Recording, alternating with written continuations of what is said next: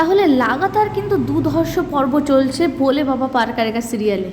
ঝিল কিন্তু শপথ নিয়েছে যে সাক্ষ্যর গায়ে কোনো আঘাত আসতে দেবে না এবং যেন তেন প্রকারেণও সাক্ষ্যকে কিন্তু সে থানা থেকে ছাড়াবেই। সে কিন্তু প্রচণ্ড জেদি মেয়ে। আমরা যে রোলটা মানে মোটামুটি দেখেছি সিরিয়ালে, তো সাক্ষ্যর কিন্তু ভয়ের কোনো কারণ নেই। এটা কিন্তু চৈতি ভালো মতো বুঝতে পারছে, আজ পেয়ে গেছে।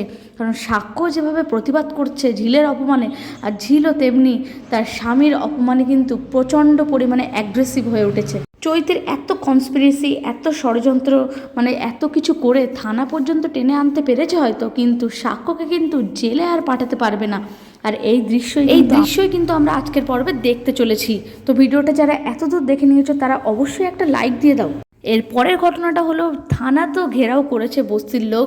ঝিলের একটা ইশারায় কিন্তু তারা থানাটাকে পর্যন্ত জ্বালিয়ে দিতে পারে। পুলিশ কিন্তু যতই সাক্ষ্যকে ধরে নিয়ে আসুক, পুলিশেরও কিন্তু মনে মনে একটা ভয় আছে, আমরা দেখতেই পাচ্ছি। এবং আলটিমেটলি দেখতে পাচ্ছি চৈতি এবং চৈতির পরিবারকে কিন্তু পুরো কোণঠাসা করে দেওয়া হয়েছে।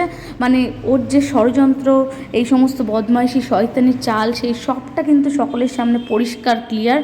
এবং ঝিল এবং সাক্ষ্যর কথার দাপটে কিন্তু সেখানে টেকা দায়। এদিকে দেখা যায় সাক্ষ্যর মা একটু মন খারাপ করলেও আলটিমেটলি কিন্তু সাক্ষ্যর মা কদিন পর মেনেই নেবে, ঝিলকে তার বৌমা রূপে মন থেকে বরণ করবে, যেটার জন্য দর্শক অপেক্ষা করছে। খুব বেশি দেরি কিন্তু আর তার জন্য নেই।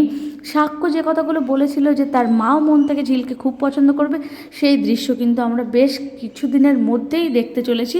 আলটিমেটলি কিন্তু থানা থেকে সাক্ষ্য বেরিয়ে আসে।